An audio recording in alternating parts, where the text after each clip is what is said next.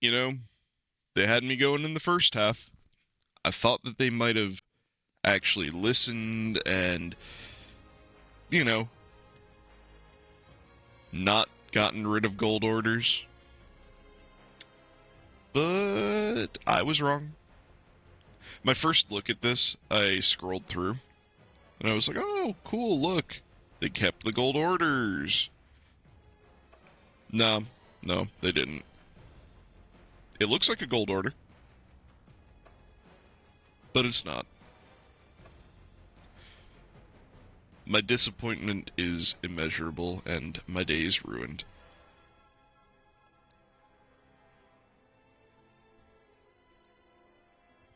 So, I'm hoping that they hear the feedback about disliking the gold order change, and they amend it, but we'll see. I feel like this ship has sailed, but I'll probably make a video in the future explaining better this position, but the long and short, because I know that there has been a lot of contention about this. The issue that I am arguing is not that they changed the length of the battle pass. It is not that they changed the quantity of things in the battle pass. It is not that you now have to get 3 battle passes for the length of 1 battle pass. That's tied into them shortening it. That's fine. The issue is 100% and entirely that every single one of these rewards that looks like a gold order could have continued to be a gold order, and it would have been a superior system. It didn't need to be changed. It's not fixed. If anything, it's gotten worse.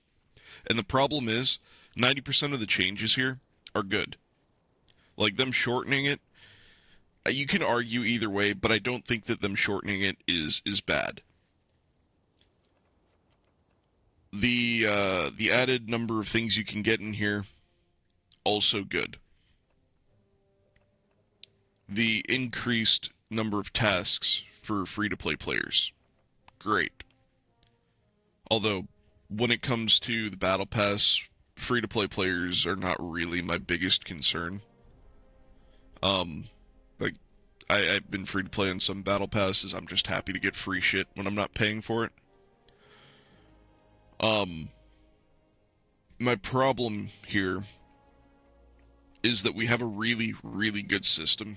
One of the best systems in gaming when it comes to battle passes. And I feel like the removal of gold orders is just destroying that. Because the reason why the system is good is because you can come in here and let's see, what was that guy? I don't even know what he is. An AT gunner. Okay, so let's say you are playing Germany. Maybe you don't need an AT gunner, because at the end of the day, most AT gunners are just fine. But maybe you are running, I don't know, like a Stalingrad. Well, actually, I think the first assault squad can do it too. But some of the assault squads can take a medic, which acts like a 5th assaulter, right? So let's say you want Marcus Scheer because you put down medic boxes and you want the extra points from, I don't know, people picking up your medkits. I don't know, just... My point is, I'm just using that as an example because it's the very first thing on the list. I actually don't think soldiers are the best example for this, but they are a decent example. Like, people have different needs. I guess the best example would be you want to pilot, because pilots kind of suck to level. Especially like the air-to-air pilots. The air-to-ground pilots are a little bit better. Or let's say you want like a driver or a tanker, right? Like, there are specific roles that may fill out your army better. With vehicles, right? We've got the I-185, and we have the high BR Japanese tank, the one with the turret. What if you don't play Japan, or you don't play Russia, or you don't like planes? Well, right now, if you don't like Russian planes, you can come in here and you can get a German tank. Or let's say you don't play Japanese tanks, you can come in here and get an American plane, right? There's all sorts of options. Take Battle Pass guns, for example, right? The most recent set of Battle Pass guns, like the Bren 100, the Pavesi SVT, the Murata, and the Yazikov, the last 5 gold orders I've spent, I didn't spend on any of those. I spent them on old things. Not recently, it's been a few weeks now, but I picked up like 2 RPKs a while back. You can't see it here anymore, but I picked up the Bezruchko Vishtosky. I actually picked up like 4 of these. They're pretty neat. In the past, I've picked up Breda PGs, right? Like, actually, just recently, I picked up more of the Mondragons. I'm running like 3 of them on like the Tech Tree half-track squad, since you have 3 riflemen. Just to run something different. But the point here is that all of the guns that I've picked up recently from the Battle Pass are not from what was just the current Battle Pass. And if I was locked to, let's say, 3 months, where I got, in the first month, like 3 Yazikovs, well, 4 Yazikovs, that would be kind of cool. I could see a use for the Yazikovs. But then if you also gave me, like, 4 Pavesi SVTs and 4 Muratas, I'd be kind of annoyed, actually. I was going to say disappointed, but honestly, if I had to have 4 Muratas, I think I'd be kind of annoyed. Like, don't get me wrong, 8 rounds in a bolt action at BR2 is great, but that reload is just awful. Like, awful. But the ability to choose with the current Battle Pass really does just make this that much better. So, needless to say, I feel like the imagery here should have been different, because you can very easily come in here and like the first thing that'll be selected is probably the silver or the vehicle order, right? And look at this and think, oh, look, everything's normal, because that's actually what I did. I came in here and I started to record this the first time. And I was like, oh, look, they actually kept the orders. No, they didn't. If you click on it, or if you pick up the Battle Pass and it pops up, then you'll very quickly realize that, in fact, they did not keep the orders. They got rid of them. And it's a terrible decision, and I don't like it. And I'm tired of people trying to argue with me on the merits of everything else that's good that they did. 100% of the issue here is that they're getting rid of gold orders. Okay? This being a 35-day battle pass, I'm pretty sure that's what they said, 35 days, but 30 levels. So this being a 30-day battle pass is not the problem. This having 3 gold orders at level 15 is not the problem. Okay? Those changes do not have to be mutually exclusive with gold orders. You can have gold orders where you go to the gold order shop and pick up things in the gold order shop,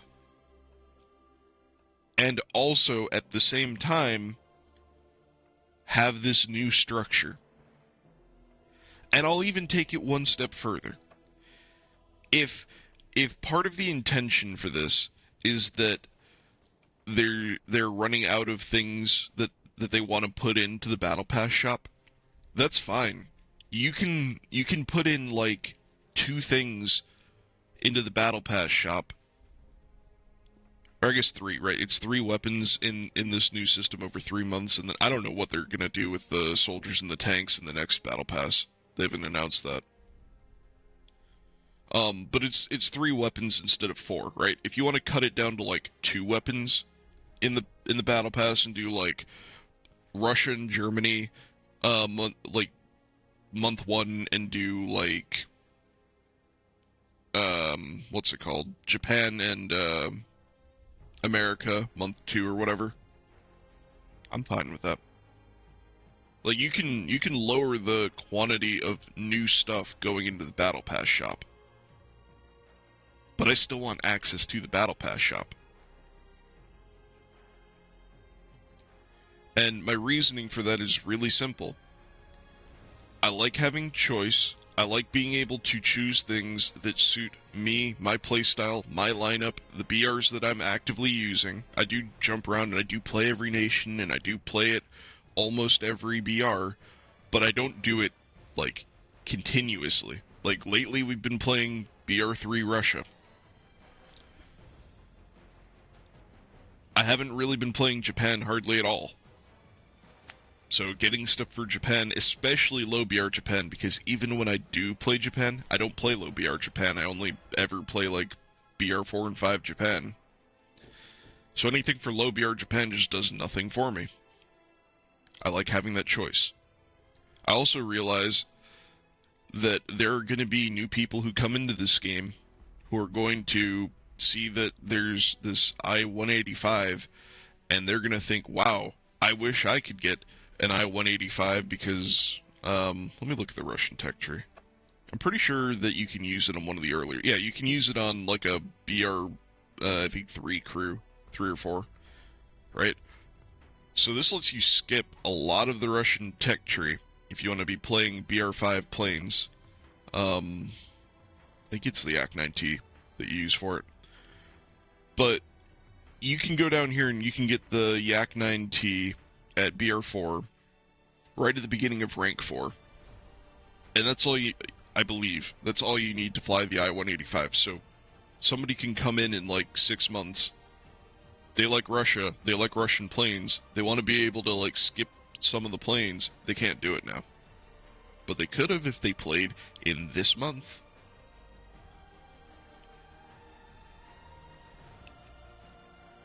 I just don't really like things that artificially limit things. I like the idea of a battle pass shop. It lets, for example, me, right, when WoW came out, because I do play WoW decent, but I haven't been on there much, right, like the last month or so. But right around the expansion release, I was on there a ton. I was on there a lot more than I was on Enlisted, right? So if there was a battle pass at that point in time where I needed to grind out everything, I would have been in trouble. I like being able to choose to go and do other things and not miss out on major things here. I don't know. It's just me. So, moving on from there, there are a few other things to go over. There's the Thanksgiving Day event that started. You can get a hammer and you can get a blued Browning high power. They're both pretty cool. The hammers are kind of fun, especially because you don't need as many of them because you've got, on average, like an engineer in a squad. Unless you're running like full engineer squads, in which case I guess you can give a hammer to one guy. But we've gotten a few of these hammers in the past, so you know, give it a couple of years and you'll be able to have a whole squad of dudes with fancy hammers. But the Browning high power is pretty cool. I like them in game. I like the idea of having a fancy looking one. I'm not sure who I'll give it to. I might give it to what's his name? It's like his they both start with W's. The guy from the recent Halloween event. I'll probably give it to him. I gave my Platinum Luger to Reinhard Rust, so I'll probably do the same thing there. Moving on from there, one of the best squads, in my opinion, is temporarily available. We have the Colt Monitor machine gun team for the US at BR3. I have them. I've had them since Normandy. They're amazing. They carried me through Normandy. They're awesome. I highly recommend them. If you just want a gun that you can go out there and just lay waste with, that's flexible, you can use it close, you can use it far, this is it. It's probably the best bar variant. I love it. And I'm not saying that you're really going to be missing out and that you can't use anything similar if you don't get it. Like the highest tier bar, like the 1918A2, I think. Um, it does fine. It's not a bad gun. I just think the Colt Monitor feels better. Um, and you can do all the machine gunner things. Like you have 4 machine gunners and you have an engineer that also carries a Colt Monitor. You can build the heavy machine guns. So for like grinding purposes, they're really good. They feel more like an assault squad to me than like a machine gun team, um, which is kind of nice. Um, if you throw it on semi-auto, it's kind of like an M1 Grand with a 20-round magazine. If you throw it on full auto, you can just clear buildings. I love the bandoliers that they wear. They just look cool. They're completely impractical, but they look cool. So, I recommend them. The other thing about them that I should mention is last time we saw them come out, they came out with the Steam release bundle, and they came with the highest tier of that. So, they're kind of rare these days. They obviously do come back out. Like I said, they came out with the Steam bundle, but the thing is, they came out with like the $100 Steam bundle. So, this is the first time in a while that they've been available just on their own. So if the price doesn't feel too egregious to you, I think that they can be a lot of fun. I think that they're pretty interesting in just about any BR3 or 4 lineup. You could bring them into BR5. You're not really missing out on a ton, but they really excel at like BR3 and BR4. There are a couple other things in here. I believe the Tempest is in here. It's, I think it's got 500-pound bombs. Yeah, it's got 2 500-pound bombs. It's got the 20 mil Hispanos. So, it's probably not a bad pickup. Usually planes are on the expensive end, but being a fighter that can drop bombs, it's probably worthwhile. Let's actually see. We can probably look at them in the shop. Yeah, so 5,000. It's your turn time. 15.82 is pretty good for turn time, plus having the 2 500-pound bombs and the Hispanos. It should be able to pretty easily deal with most German planes, and you obviously can take out tanks and whatever on the ground, so 5,000 is a lot of gold, though. But if the 5,000 gold doesn't bother you, then you know, it's going to be a decent enough plan. So let me know what you think down below. I know I ranted on about the gold orders for a while there, but I think it's a system that has so much potential to be so good. Like previous to now, I think it's traditionally been one of, if not the best battle pass in gaming, and I really don't want to see that go away. Oh, there's two more things I guess we should go over.